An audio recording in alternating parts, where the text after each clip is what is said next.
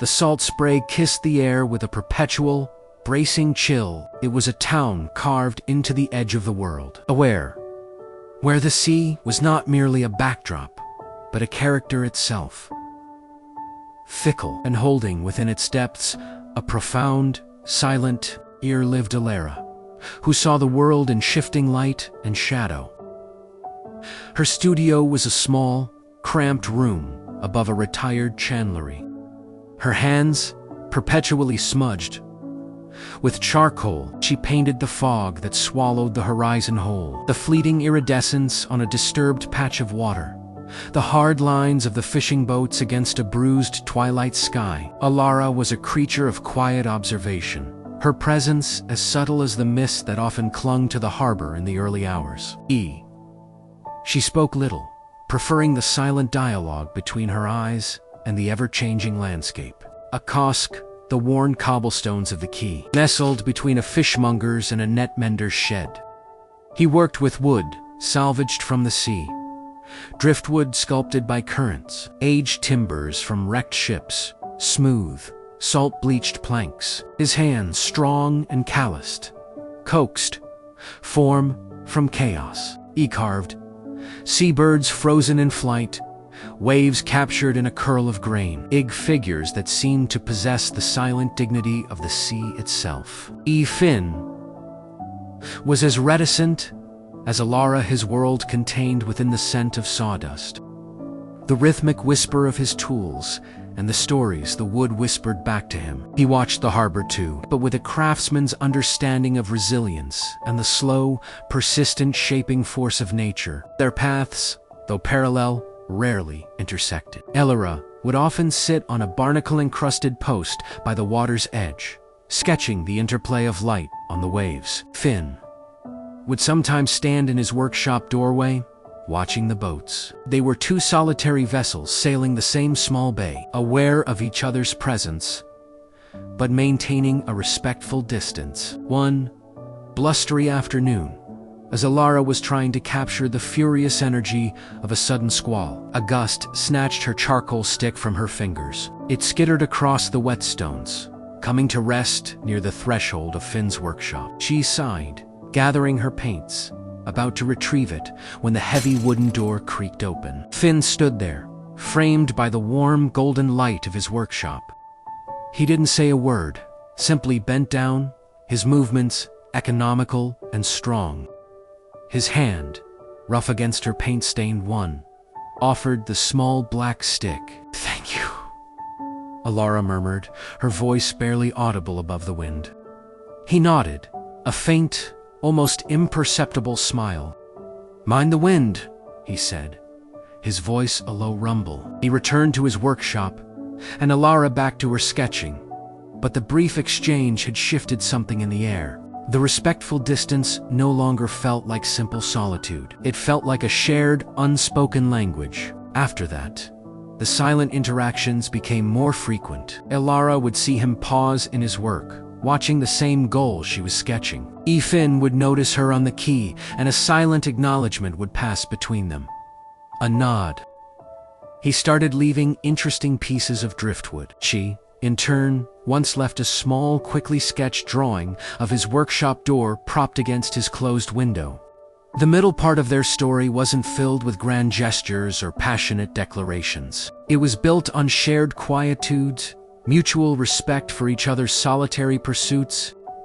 They learned about each other through observation. Alara noted the patient rhythm of his chisel, the care with which he handled even the roughest wood. Finn saw the intense focus in her eyes as she mixed colors, the way her hand moved with a surprising fluidity. One evening, as the sun bled orange and purple into the sea, Finn emerged from his workshop, wiping sawdust from his hands. He didn't go straight home. Instead, he walked towards her, stopping a few feet away. "Beautiful light," he said, looking not at her, but at the sky. "It is," she agreed, her gaze following his. He turned. Then, his gaze meeting hers fully for the first time. "You paint the sea," he stated, not as a question, "and you free things."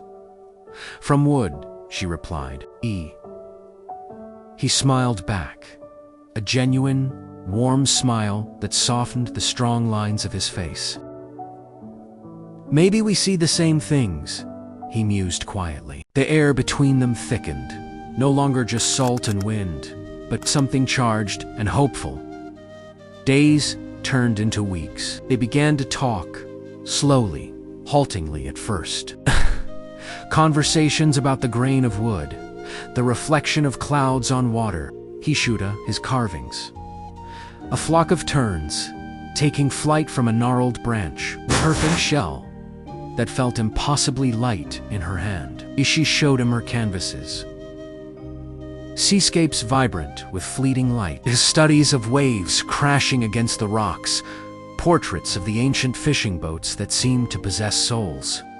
They found a profound connection in their shared language of creation, in the way they both sought to capture the essence of their world, their solitude, once a source of quiet strength, now felt incomplete. The turning point came one evening when a storm, fierce and sudden, rain lashed horizontally, and the wind howled like a banshee. Elara had been caught near the docks, too far from her studio, seen her struggling against the elements. Finn appeared at his workshop door. He called, his voice urgent over the roar of the storm. She didn't hesitate, running across the few yards of open ground and slipping inside the small, dry space. The air inside was thick with the scent of wood and warmth. Tools hung neatly on the walls, unfinished carvings. And in one corner, a small pot-bellied stove cast a gentle heat. The storm raged outside, rattling the windows and shaking the very foundations of the building. Inside, the silence between them was different. It wasn't the comfortable, observational silence they were used to. It was charged with the intensity of the moment, the shared vulnerability against the wildness outside. Elara hugged herself, shivering despite the heat. Finn watched her for a moment, his gaze soft. He walked to the stove, opened its door, and added another piece of wood. The flames leaped higher, casting dancing shadows. "Cold?" he asked, his voice quiet. She nodded, unable to speak past the sudden lump in her throat. He walked towards her, stopping directly in front of her. He didn't touch her, but the closeness, the heat from the stove, all converged into an undeniable energy that pulsed between them. His eyes searched hers, and for the first time, she saw not just quiet strength, but a depth of feeling that mirrored her own burgeoning emotions. He raised a hand, hesitant, then gently, carefully. His touch was rough from his work, yet incredibly tender. "Elara," he murmured, his voice barely a whisper. I think about your light often, and I'm carving." Her heart hammered against her ribs. "And I think about your hands," she confessed, her voice trembling slightly. How you find the life in the wood." He closed the small distance between them. His other hand came up, cupping her face gently. His thumb brushed her cheek. "You found life in me," he said, his voice thick with emotion. Then he leaned down and he kissed her. It was not a sudden, fiery kiss, but one built from months of silent observation. It tasted of salt and wood and the promise of warmth against the storm. The end of their story was not an end, but a beginning, carved out of the shared shelter and the wild night. When the storm finally subsided, leaving Oakhaven washed clean and gleaming in the faint dawn light, they stood together in the doorway of Finn's workshop, the scent of whetstone and fresh air filling their lungs. The quiet too remained, but it was no longer solitary. Elara still painted the light, but now her canvases sometimes featured the strong lines of a man working with wood, the way the sun caught the dust motes in his workshop. Finn still carved the sea's story into wood, but now his pieces sometimes held the soft, vibrant colors of Elara's palette.